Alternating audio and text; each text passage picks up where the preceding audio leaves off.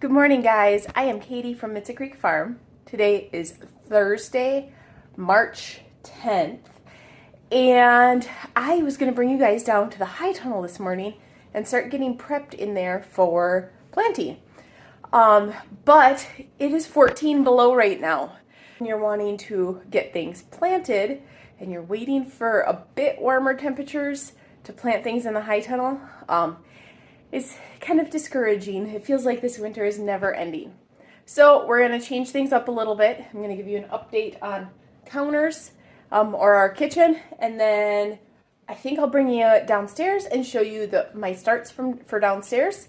And then I have kid shuttling taxi service today, so I have to do that quite a bit. And then hopefully this afternoon it'll be warm enough that we can go down to the high tunnel and I can show you my plans and my ideas for down there and start getting that cleaned up. So first things first, I showed you guys our kitchen quick update that we did, or that we have been working on. And we have the kitchen cabinets done. We have the countertop done. It looks absolutely gorgeous. Oh, the cat. So you can see it goes all the way over into the window. And then here is the naughty cat who should not be on the counters. Get off the counter. So this weekend we are going to install the island countertops, and then those big jobs with that will be done, and then everything else is more like smaller jobs that I can work on in the evening, and I don't require a whole bunch of people's help in picking things up and moving them. Thankfully, my dad came out and helped me with this.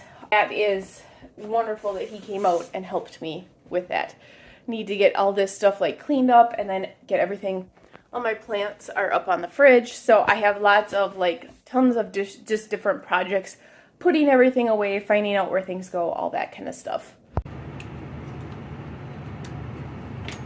So as you can see, I'm here in my basement.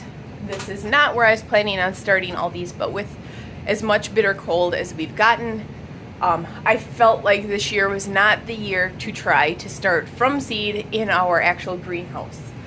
Next week, as in 4 or 5 days from now, we're supposed to hit 50 and we're supposed to be in the 40s and 50s and not get any colder. So my plan is that these guys will have to be kind of hardened off for up there, for moving out there, but I have a whole bunch of seeds over there and on these shelves and everything that haven't sprouted yet. And so if we can just make it these next few days in this bitter cold, then we have today and tomorrow left, and then it gets to the 30s. And so I'm going to bring those guys out and put them out in the greenhouse to finish germinating out there, and then that way I won't need to harden any of those off.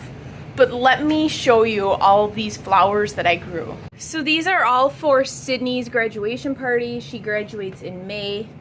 And originally I was gonna order plugs from our greenhouse supplier, but then something held me back from doing it, and I decided to start a whole bunch of stuff from seed and then just get a couple flights of petunias to mix in with all this stuff that I'm starting from seed. And I'm so glad I did, because I would have had no place to put all these plugs, because they would be here by now because we need them to bloom in May. And so we're just going to do these guys from seed on our own, and then order the things that are a little bit harder or new for me, and have those come in already finished. So these are all zinnias and marigolds and a few other types, and they're easier to grow. I've grown them before for the most part, and they're all plants that I have plans for in my garden and greenhouse for the summer. So these are all things that I will use throughout the summer for pest control and for things to look nice. So these are marigolds. I believe these are a giant African type. These are Beck's favorite. And then those are some more smaller marigolds. And then we have lots of zinnias. And then down on the bottom we've got flats of zinnias too. Those are straw flowers. And I have a mix of straw flowers. They're from Baker Creek, and it's those ones, the tall double mix. And those I'm just going to add into flower beds just so that they can look pretty. I loved that I could use them as dried afterwards.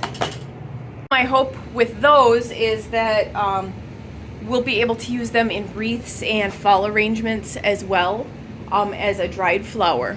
And then we have echinacea, and the last one was bee balm.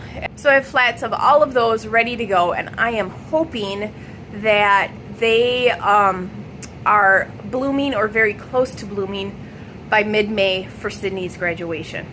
If not, we're gonna have to buy a few more from the nursery of things that have color to mix in with the planters that I'm planning on doing.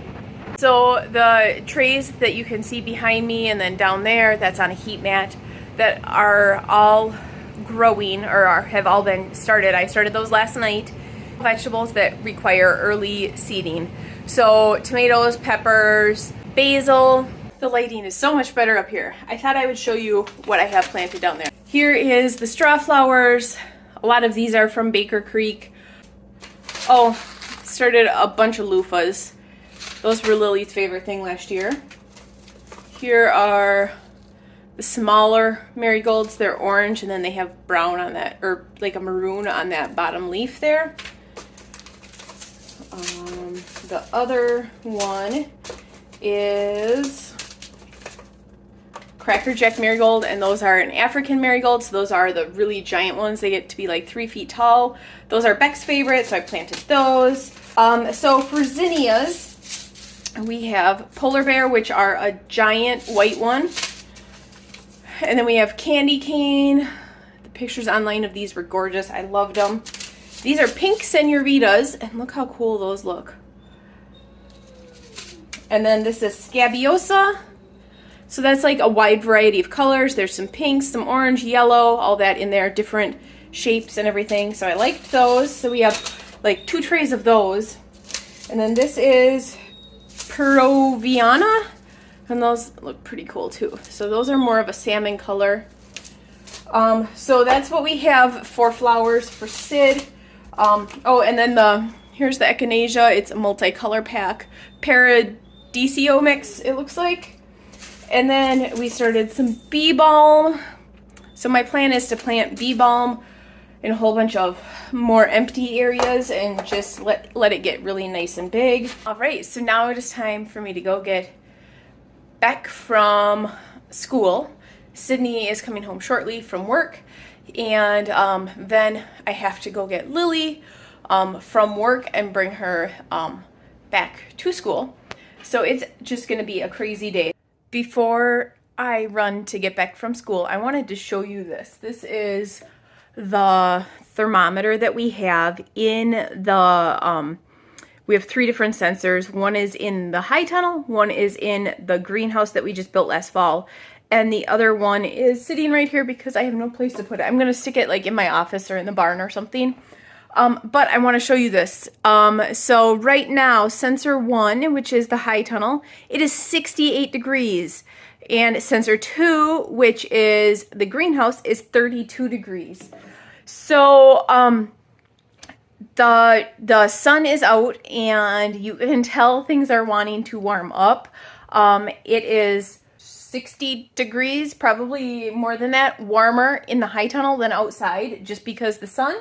And it is like 30 some degrees higher in the little greenhouse than it is outside. So this is very good for me to see. There's a sensor on here where I can put minimum and maximum. So the coldest it got in the high tunnel was -9. The coldest it got in the greenhouse was -6. And so, and this is all in Fahrenheit. I can't calculate it in Celsius, sorry.